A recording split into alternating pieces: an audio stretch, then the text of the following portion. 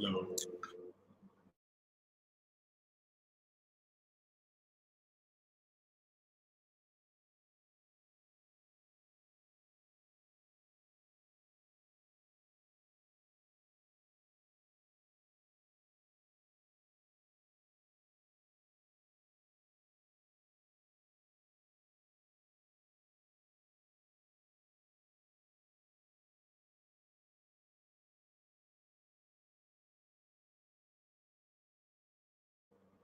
Welcome back. It's Okay, been I a think long I time since we've been back, Joe. it has been. I don't even recognize anything anymore, right? I'm glad we have our names posted because I'd forget. I know, man. The heat of the summer hit us hard, and we just got out of sync for there. And then I was out of the country for a month, so I'm back refreshed, ready to get this continued. And hopefully the business doesn't stop, but hopefully we are better suited to handle it.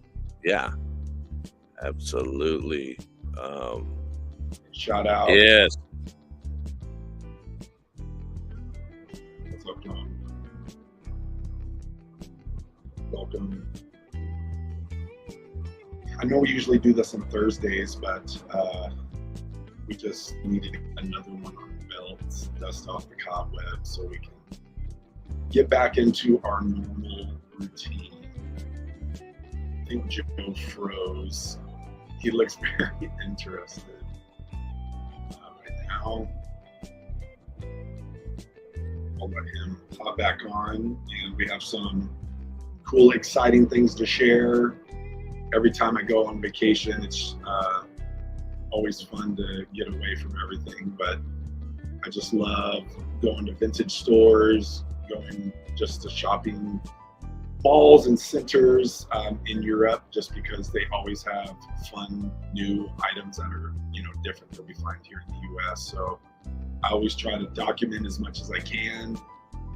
Sometimes I'll get lots of information, and other times I will forget my good camera. I'm having Inspo, but I'm going to show and share some of the fun embroidery things I found, and then just some other decorated apparel that I found here in Italy and Poland. So that was a fun time. And Joe is back. Yes. Welcome back. Not sure what happened, but here we are. This is what we deal with. Hey, man, that's going live. That's going live for you. Last time it was me, so I'm glad it's you. Yeah, exactly. Hopefully we just knock that out, get that over with, so we can keep cruising. Shout out to our boy Angelo. Thanks for listening while you're working. This is work-ish. It is work. It's fun, and we get to refine our craft. So we're pretty excited about that. Yep. Anything I want to bring up before I start sharing some inspiration? No, I think we should just dive right into it, unless you want me to share some of the developments I've been doing. If you want to do that a little bit later. Yeah, let's break it up because we have two, right? We have two little videos to share. Yeah. Yeah. Why don't you start us off with one, and then I'll jump into my European vacation. Excellent. So what's up, DJ Kev? Welcome. I know. 4 I got on the East Coast. Ready to hit the weekend. Yes. Yeah, you're so close to the weekend. That's great. So first, I want to show. Let's get right into this this Fred thing. Just to kind of preface Fred and our little buddy Fred is our company. Would you say a mascot for us here in Amber? Oh yeah. He's great to talk.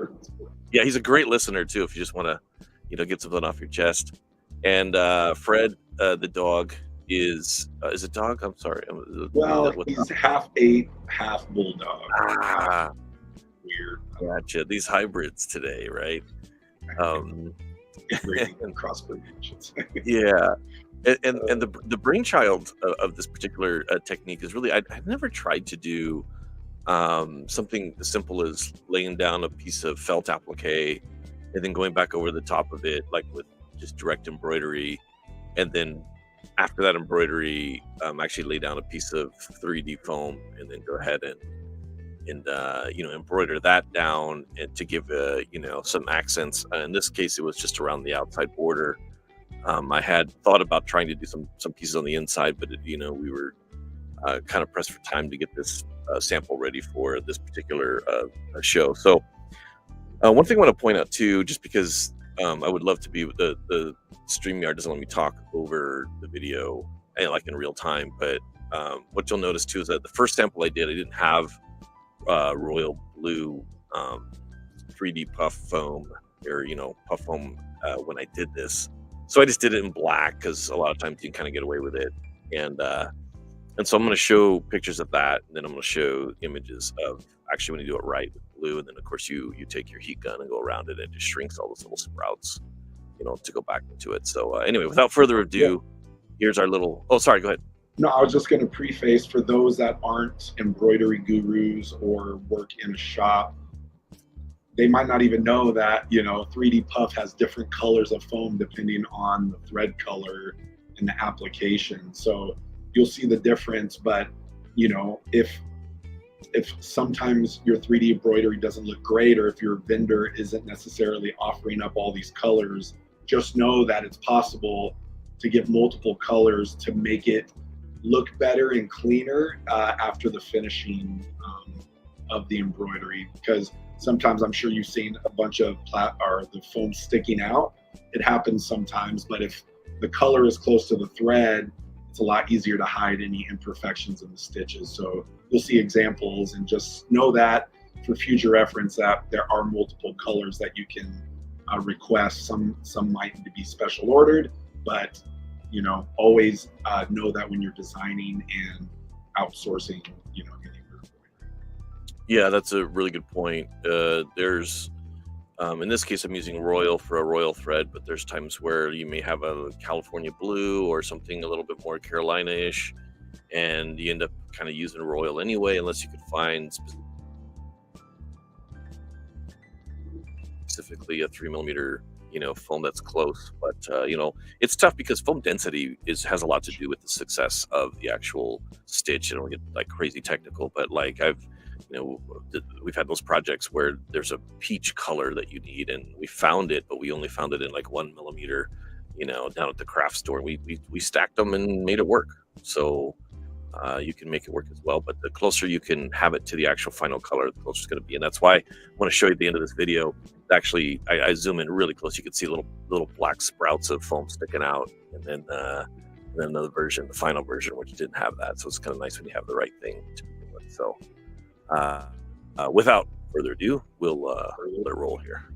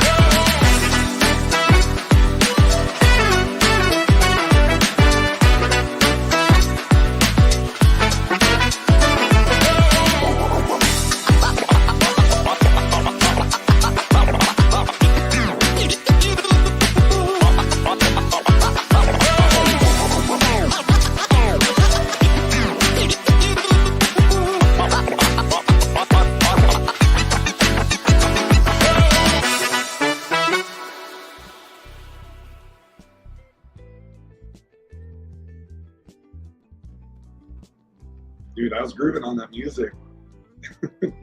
Nice choice on that. So Yeah, that was a lot of fun to watch that, come to life. So that would be, yeah. I'm really glad you brought that up too, just before we rolled it. Is what would we use it for, right? I mean, our customers need to customers and basically just anybody looking for development like this. This was particularly set up as like a hat patch, but you could use it for left chest, you know anything you want to stick an emblem to, basically. But that's what that experiment was. It was a lot of fun. I actually regret I was trying to get some footage before we rolled our episode today.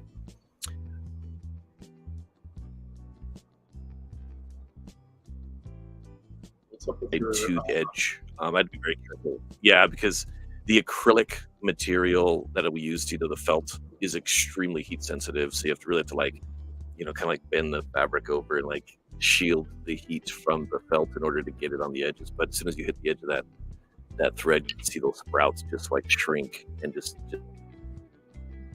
completely retreat into the satin stitch. It's really a lot of fun. But I couldn't quite get the footage I needed for that. But I'm like bound and determined, to show that part of it. It's part of the cleanup that makes it look nice.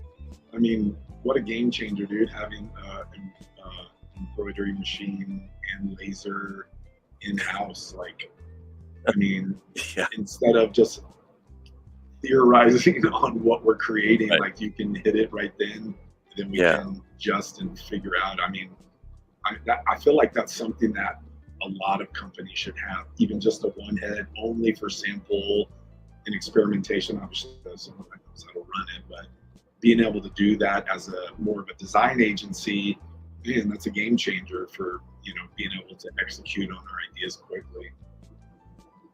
Right. Yeah, exactly. I got DJ Kent Kev over had here a asking. question. Yeah, he's over here asking about what fill was used for the mouth. Really good question. I'm actually going to go over there and look at it really quick, so I don't I'm not too empty on my answer here. But Yeah, so we ended up doing this technique for a customer. Um, they have a little mascot, and they gave us reference examples of New Era and a lot of these big brands. Which, if you didn't know, most of that embroidery is done on flat panels, and it's a lot easier to achieve certain things. Not embroidering on a finished hat. So we started with one concept, and they're like, no, we want it like this. And then we tried it that way, and they just didn't like it. And so coming up with adding, instead of having all these fill stitches going over the center seam, we added that whole piece of felt, and then embroidered it, and then did puff, just because it was a quick turn. We had no time to go full custom overseas or do a patch at that point. So we did this, and they were just blown away that we were able to come up with it like on the fly. Otherwise, we would have lost that project. And when we saw that, we're like, oh my gosh, we need to do that for ourselves. So it's great for mascots, great for sports teams, and even companies that have a mascot, just to give it some dimension. I mean, you got your 3D puff, you got your texture of the felt, or you can use other fabrics. It just has a nice clean look, domestically quick turn, versus a full custom option. that's a good point too. It was domestic friendly. In that when we sent this off to our actually, I think we presented it to a couple of our closer vendors, and we kind of you always have a little bit of that cringe, like I hope they're not gonna reject this concept and just kind of throw it back on our faces and say this is not something that we feel comfortable with. But they open armed accepted it, and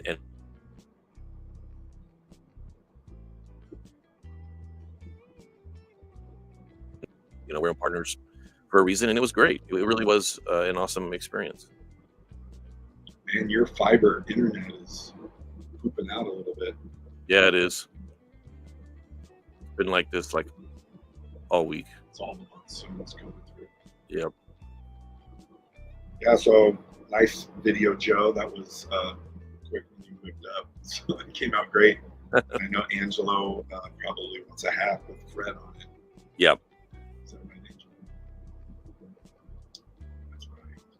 All right. Should I bring up my inspiration? Inspiration. Let's see. So, as I was saying before, I love kind of just trend spotting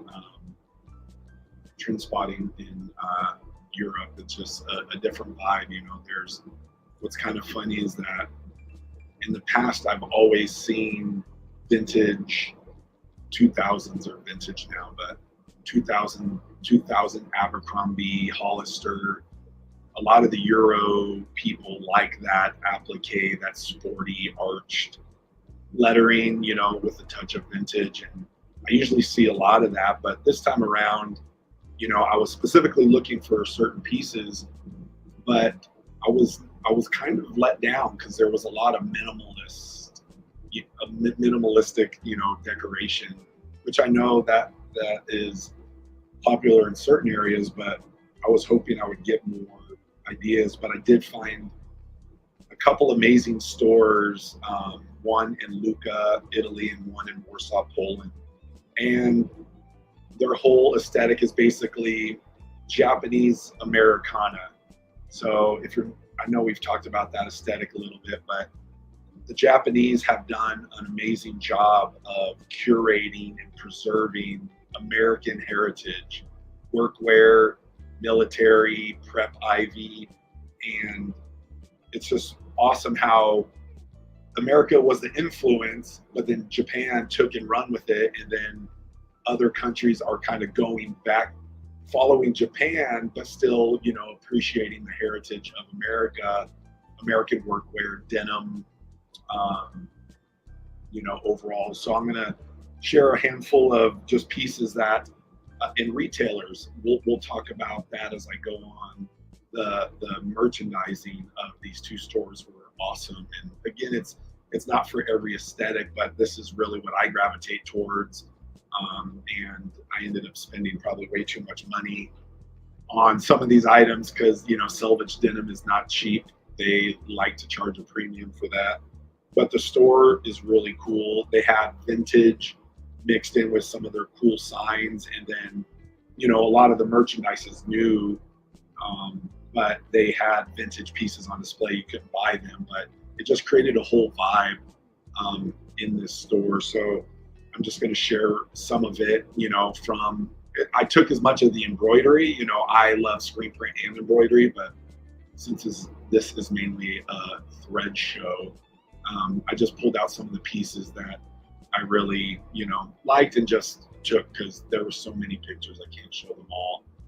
But again, there's these legacy brands from America that people really love. So Stetson, they had a whole line. And what I was really interested in seeing is that Lee jeans, remember Lee jeans back in the day? Also, like with Levi, they have these premium lines. So once this whole selvage denim thing blew up in Japan, these American heritage brands, so Carhartt has a Carhartt whip, Levi has their Levi Reds Levi Reds. Lee has 101, they call it, which is their premium selvage denim kind of Americana vibe. But I saw a lot of, moto inspired goods. So I don't know if you know about the brand Deuce Ex Machina. They're, kind of like riding culture, and they always do these like throwback shirts like they used to wear, in the 30s and 40s. And so this example right here is just some nice, chain stitch on a little raglan. This one you can't see, but I'll show you another picture, and they have like elbow patches and color blocking. It's just really cool vibes. Filson, they love the brand Filson over there. They love the brand Levi's, Carhartt. And there's a lot of companies that like a lot in San Francisco that take Japanese selvage denim and then create the clothes there in San Francisco. But this is just the guy, or one of their boxes. Obviously, it's some nostalgic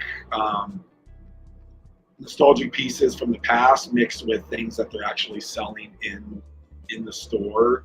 but going to an antique store, it has a lot of that vibe. And so this cash register was awesome. It worked. They could use it. They just had American dollars in there. But again, part of merchandise, it's not only about the design and everything. Part of the whole thing is the merchandising.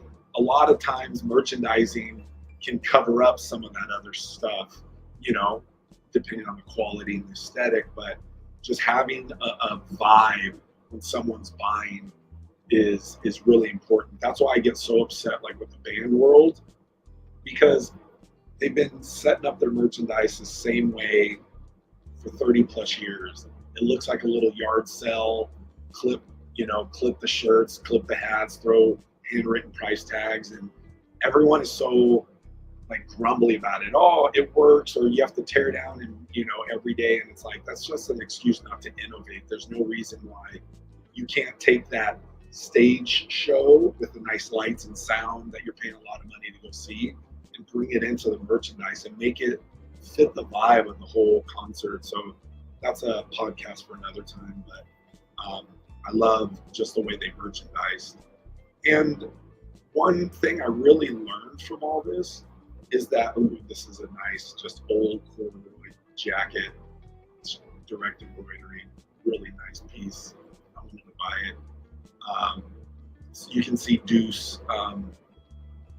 They made some applique banners or pendants that were really nice. And again, a lot of this is just decor, but it creates this shopping environment that makes you want to dress like you're in this world. And so that's nice.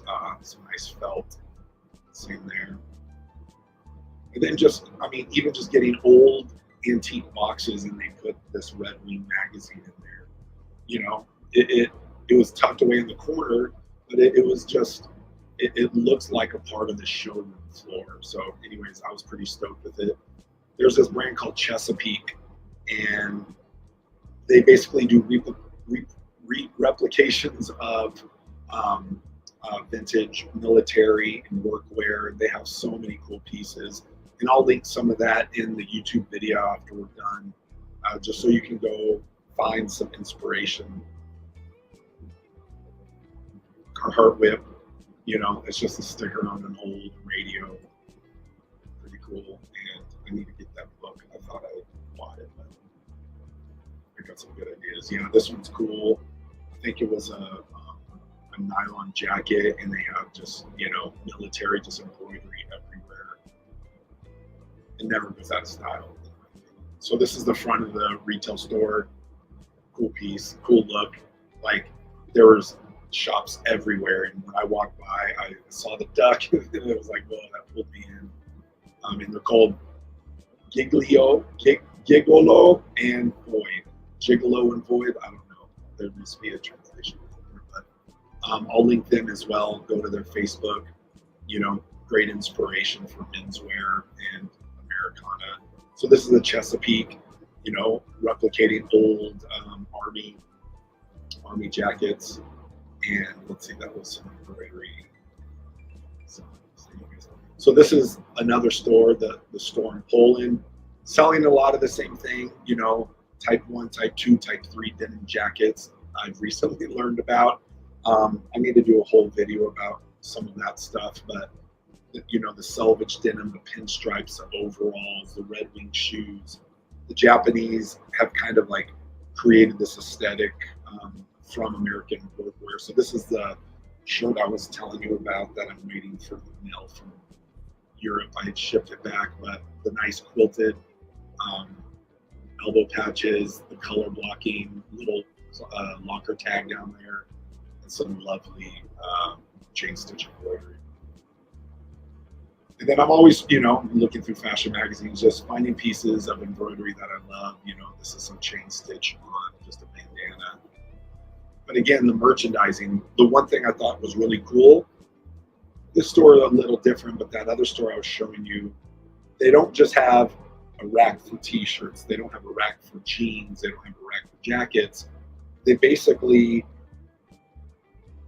they hang clothes as you would wear as an outfit. So they would hang a piece of or some denim, and then maybe a white T-shirt, then let's say a duck canvas vest or a jacket, maybe a wool sweater, and it was. I don't see that in America. It's like our retail is very stale unless you go to like Ralph Lauren and some other stores like Anthropologie. I know has a nice aesthetic in their store, but they get you to upsell without even saying anything. You're saying, "Oh, I love this shirt." Well, it goes great with these jeans and this jacket, and people can go in and just get a whole outfit versus I'm going to go over here for the shirt and then I'm going to try on. It's a great shopping experience. And then again, there's all these interesting antiques and vintage pieces that you're staring at. They probably get a lot of people just spending more money just because they feel really cool in this environment. So the old pinstripe jackets, the old buttons, and again, they're making it look like it's super old. Obviously, military patches are awesome, and then their pictures were just old and old pictures from the past. Lots of camo. And then, one of the store owners, he goes around the woods, researching about American workwear, and so he picks up a license plate here and there. So you can see here, they just have one size of each pant on little hooks, and then underneath or overhead, they have the extra stock. So not getting everything out there on the showroom floor, making it look, like a picture, in a magazine, and then figuring out ways that you can easily pull 32, 34, 37s, or 38s. But again, just some cool vintage pieces, some cool artwork. I really love it. Some applique on a leather jacket. And just learning about some of these old brands, recreating the past. It's obviously our favorite aesthetic, but these two stores specifically just had just amazing pieces. Now this whole look is expensive. There's nothing cheap in these stores, but again, you're basically buying this vibe of the past. So Blue Blanket is a cool brand I discovered, and it's like one guy that is making a lot of these jeans, just old school, hand cutting them. It's really fun to look good. I had to try on some stuff. I had my meta glasses on, so a lot of this I took with my meta glasses. They have vintage in there as well. So sorry for fitting them. Pictures, and then again, magazines. Those magazines that I've talked about in the past that I draw a lot of inspiration from. They just had them there in the showroom to look through. And again, when you start seeing these styles, you're like, oh, I actually might look good in that. Then you can go right there and pick out that outfit. And then see all those boxes underneath.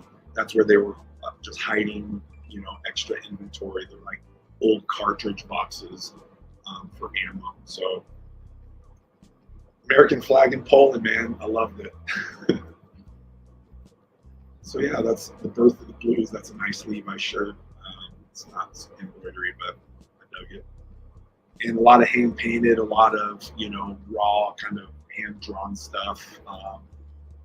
I was really gravitating towards. So I'll take a little break because the other side was minimalist, and I'll be able to go through that real quick. But again, I'll link some companies that you can go to find inspiration, and just learn about these aesthetics. Well, that might not be your vibe or, your customer's vibe necessarily. Just the more you know about the marketplace, what's available, it's really, if you're selling apparel, it's pretty good to know the history of apparel and mainly, casual wear, which we started here in America, and to know the brands and to know how they built it and going through this history. So not only can we take pieces from this to help our customers, we sound credible because we know even the history of where all this came from, and anything that can build extra credibility with their customers,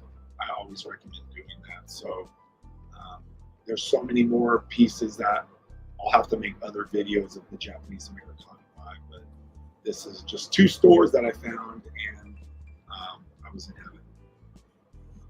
A lot of good pieces here. Yeah, man. I wish I could buy one. I know. Yeah. Oh, which speaks of, we're looking for sponsorships for the Dudes with Thread podcast. This is from the Howler Brothers. I know we've done Rock Mount, so whether you're a brand or someone that is in our industry, we're looking for sponsors to help us do more of these examples and do the R&D and be able to showcase actual manufacturing that we're producing. So I'm going to throw that out there. If you know someone, let us know.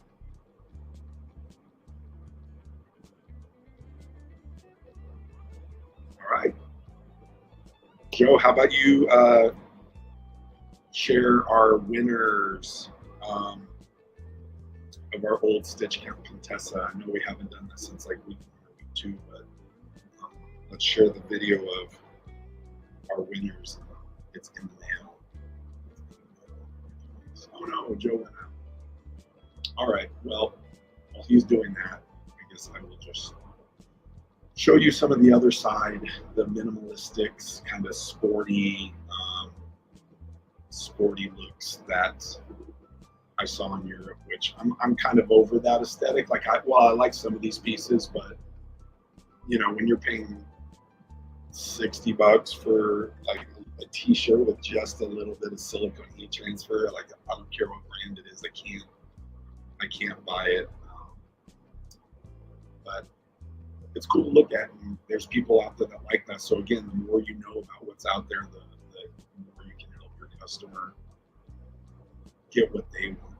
So I'm just going to run through this while Joe gets set up.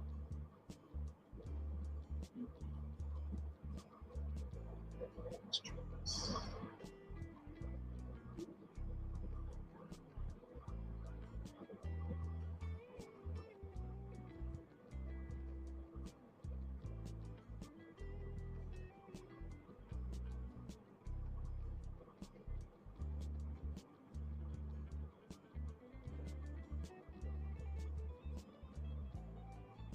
Actually, this is one I really like. It's tonal embroidery. You know, the handsome text is open, so the shirt is showing through, and then yellow embroidery on it. That's the type of tone stuff I'd really rock, because you can see that it's more than just a screen print. You know, it has some good depth and texture, but it could be dressed up a little bit because, you know, it's not this big graphic in your face. And some of the brands, Pull and Bear is like a European brand, Replay, OVS, of course their cost, but they just have different stuff than they do in America. But this is some great thick peen stitches, and like this is what I'm talking about, what we're talking about when we say, not, you know, there's more than just basic satin embroidery or fill stitches. With kids' clothes are supposed to be more fun. They're supposed to be, you know, kind of engaging for the kid. You know, when it's embroidery, it has that tactile, which little kids who fidget love, you know, touching the embroidery. But when you see a customer logo, don't just take their logo at face value. Come up with ideas of ways to elevate that design. In this case, they could have just embroidered a full-on tiger or screen printed a tiger, but in this case, they used just unique, you know, random embroidery, different colors to make it look more engaging, more exciting. And if you're selling it, you can have a higher price point for that. And I always love the Lacoste crocodile, but I love the embroidery on top of the crocodile. I thought that was a nice little touch. And of course, we love some applique embroidery to preppy. And they've been bringing back their old crocodile. You know, this was a crocodile probably maybe 60s, 70s, and you know that they've changed maybe even later. But I love that they're bringing their original brand marks into their current merchandise. And the one thing I did see, the Euro Cup soccer tournament is happening right now in Europe, and the Paris Olympics. So I saw a lot of apparel kind of surrounding sport, tennis, I think golf, there was kayaking or rowing, or crew rowing, and there was just a lot of different brands that were just promoting, the sports, even if that wasn't like necessarily the main focus. But again, some good tonal light embroidery. This one was just like 4 inches on the chest, so super mellow. But I like that Lacoste is branching out a little bit with some of their decoration. I like this little one, the embroidery. I don't know, it's puckering a little bit. It doesn't seem like it was washed. I like the idea, but again, just showing you some of the embroidery and labels that I found along the way. I mean, come on, felt applique with kind of tonal thread that never goes out of style. It's good old Chanel. So everyone's doing the left chest, little embroidery, which I guess the Euro vibe, that's really popular. Look at all the brands. They all have at least a shirt with a small logo in their name embroidered on the left chest. Some nice woven label with a backward pattern. This was a cute little piece, and that's great for a client. Like, how can you take some text and then just a fun little icon, left chest embroidery? Super playful.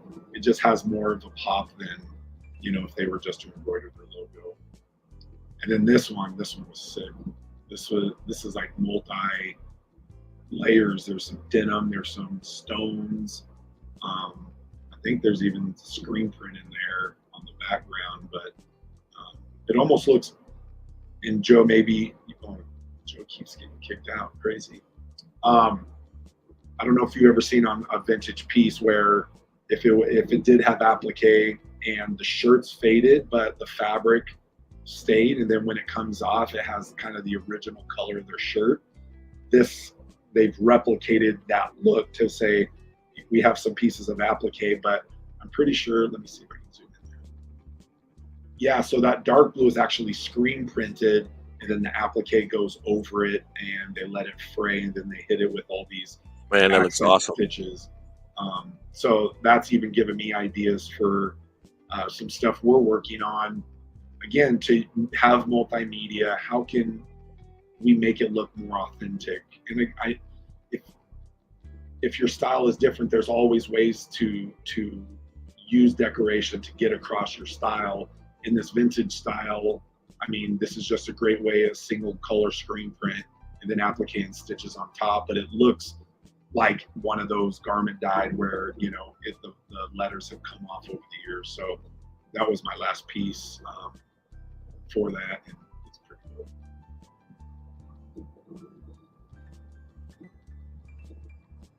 Joe,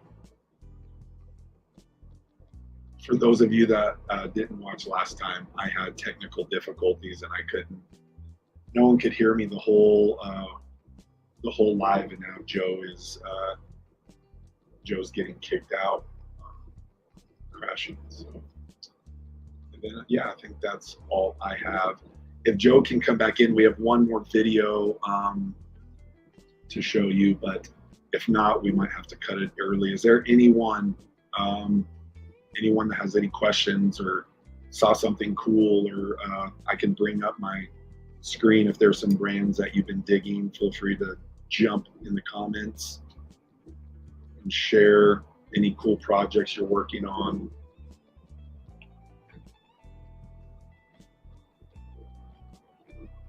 Yeah, we need Starlink internet.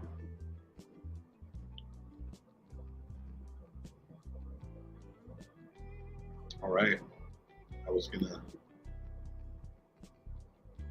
share something here, but hopefully I'll give him like one more minute, and then we'll end the awkwardness, y'all. We'll wrap it up for the week, but it's good to dust the cobwebs off, get back here. You know, we have so much to share, and we're trying to be consistent, man. It's so hard. I know, especially we have a small team, and we're actively managing all the projects. Like, we just don't always get to do all the fun, cool things. But you know, this stuff kind of helps us talk about what we're learning and talk about the highs and lows that we're going through. The last couple weeks, Angelo and the audience can attest, just like production error after production error, whether it's a screen printer or the embroidery shop or the supplier, man. Just the just-in-time inventory of our industry is brutal sometimes. And it was funny, 8 years ago when, or no, not 8 years ago, 15 years ago when I started my company, I used to have hair. Look at this, man. It's bald and, I was going to say bald and beautiful, but bald and burly, I guess. All the stresses of it. And then I see Joe. I'm going to stop sharing, and hopefully Joe can share his video before he gets kicked off again. Yep, I'm going to show this video really quick. Go. Go. And the winners of our Stitch Count Contessa are Ramona from Quick to Stitch and John from Jab Embroidery. Congratulations, your incredible and impressive Stitch Count estimation skills have earned you a bag of exclusive merchandise handpicked by Jeremy Picker himself from Amber Creative. We're so grateful for everyone who participated. Your creativity and passion make this community amazing. Thank you all for watching. Stay tuned for more exciting contests and projects coming soon. Fashion to the people. Yes, we made it through it. Thanks for putting that together. That was all shot on my iPhone using time lapse. I just had it overhead, and we thought we would pack and let you see all the goodies that are coming to our friends. DJ Kev, what's the trend that you see in Europe now? Yeah, man, sporty and minimalist. You know, a lot of basics, which does not help our industry so much because we have to decorate the product. So, you know, that's why I was a little disappointed, but I do love, they still love vintage and, you know, preppy vibes. So there are some stores, you know, they love the patchwork. They love, you know, multiple locations, you know, the polos. If on the streetwear side, you know, I think on the streetwear, America kind of leads that trend. So just, I think last year, maybe the last 2 years, you know, when during COVID, just the jogger sets, the matching jogger sets, the little hits on the left, I saw a lot of that while I was there, which, you know, they're behind on that streetwear, but a lot of the Europeans are a little more bold in how they dress than Americans. You know, for the most part, Americans are pretty conservative, but Europeans, you know, they'll wear dress shoes with no socks and shorts, and then, you know, a polo that's all quilted up, that's like 20 different colors. You know, they have the skinnier sleeves, the higher sleeves. It's definitely not built for the American body, because as the people were giving me these clothes at the retail, they're like, "Oh, you're a double X," and I'm like, "No, I'm not. I'm an XL. I just moved up from XL, or I moved up to XL from large during COVID, and here I am now double X." So it really didn't help my workout regimen, thinking of being all healthy. But yeah, so a lot of sporty, a lot of silicone heat transfers, a lot of simple embroideries.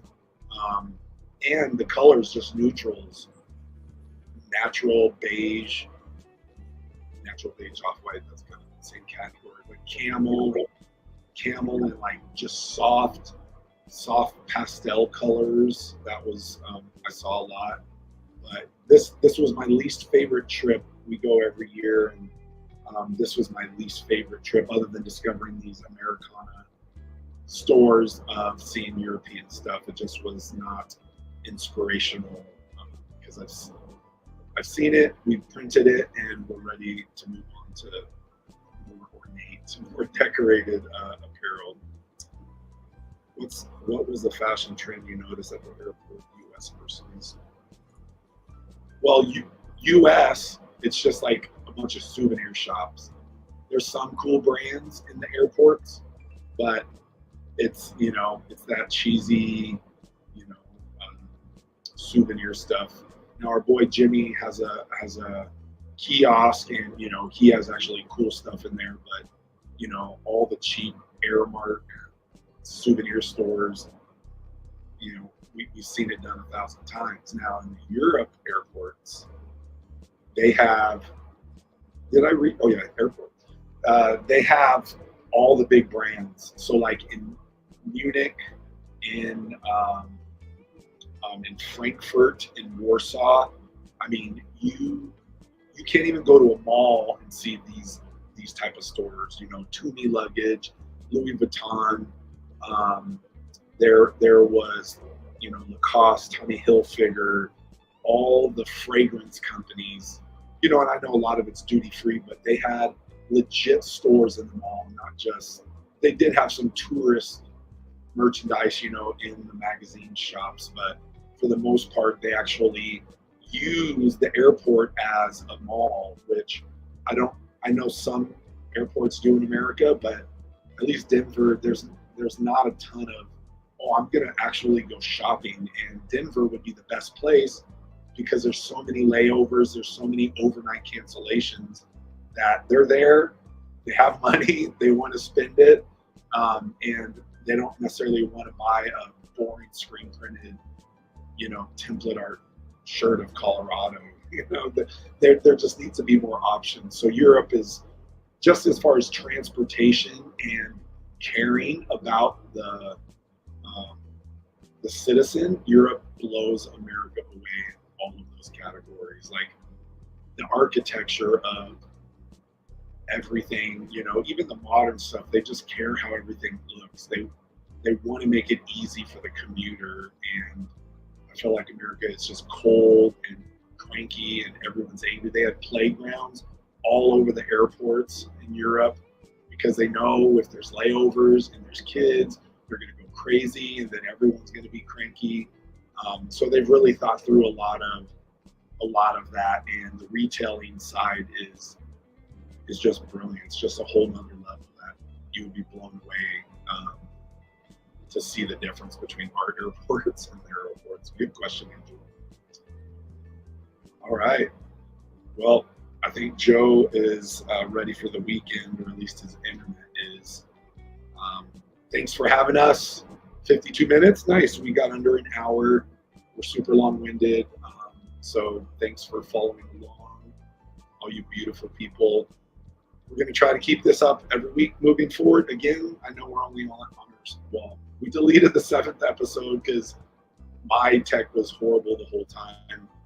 So we've really done 8, but this is our 7th.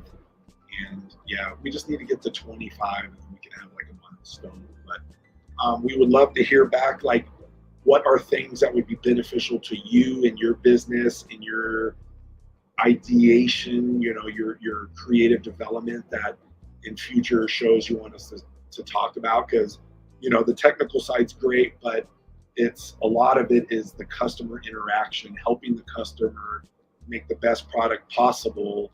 Obviously you have to make it work and get it produced, but that front end is so important for building long-term client relationships, getting their audience products that they're going to love and use and rave about your company or your brand. And looking through, like, not that we're going to get to do this cool stuff all the time, but if you don't know what's out there, you're not going to get any of those opportunities. So the more you know, the more you can fill up in your brain about what's out there that you can use for examples for clients. Obviously make sure your production department can do it, and then offering it to clients, whether they choose it or not. Showing them that what you're talking about is just going to build credibility. So that's something I like to say all the time, because it never gets old, because it's the truth. And I want it to become a habit to where we are leading with ideas. We are leading as the experts and not just taking orders all the time. So thanks for being with us, Ramona, Jab, John. I'm excited for you guys to get our goodies. And when you do get them, please, sew on some patches, embroider what you want, and share it with us. Tag us, send us an email. We'll share it on our next future episode. And yeah, we'll be doing another stitch count contest or some other contest. I like doing that because yeah, it just switches it up. I don't know if I know we talk a lot here, but we want to try to switch it up. That there's other entertaining stuff except besides our mugs. So have a good weekend. Enjoy it. It's going to be a hot one here in Denver. I have a birthday party that I have to dress up as Oompa Loompa. So I got my gear, got my face paint, so I'm ready to sweat in the hot sun. Sweet. Peace out. Have a good weekend. Go watch Eric. Eric, sorry we messed up on the time. We didn't mean to go over and get on your time, but we'll go back to Thursdays, Wednesdays or Thursdays moving forward. So appreciate your time. Welcome back, Joe. Joe. Yep. Joe, show up like a backache. Show up like a backache, right at the end of the whole thing. Yeah. And any of you out there, oh, hi Natalie, welcome. Good to see you. Natalie's a promo extraordinaire. Oh, cool. She's crushing it. She was just had a webinar about personal branding, and it was all a bunch of rock star women. It was when I was on vacation, so it's in my queue. I need to rewatch it or watch it because I missed it the first time. But yeah, Natalie's crushing. Go connect with her on LinkedIn. And yeah, if you guys ever have any projects, man, we love talking about this. I know there's non-disclosure stuff. You don't even have to tell us the client. You can tell us just the idea of the project, and we're happy to give you all of our creative knowledge from every decoration technique you can think of, or packaging ideas. The one thing I did learn from those stores I went to, it's the merchandising, it's the customer experience. It can elevate everything you do when it comes to merchandise. So as I get more of that inspiration put together, we'll share ideas for merchandising as well, because I think that is difficult for a lot of people because we're not that end customer. But the more you can even just give a mood board to your customer about how they can merchandise, how they can organize the shirts or products, how they can put price tags or just informative placards to make it easy for their audience, they're just going to love you and keep coming back. And that's the goal. Return long-term customers, not just one-time orders, because a lot goes into that. Absolutely. It makes all the difference in the world. Well, I got all my talking for the week, Joe. Next time, hopefully your yeah, I'll do it all. Will actually be Giga and not Bida. Yeah. It's Giga horrible right now. It used to be Giga Blast. No, it's Giga Blast. All right. I'm Jeremy Picker from Amber Creative. Yep. Who are you? Oh, yeah. Sorry. Yeah, Joe Kramer. And thank you so much for joining us here. And we're looking forward to seeing you guys next time. Fashion to the people. Fashion to the people.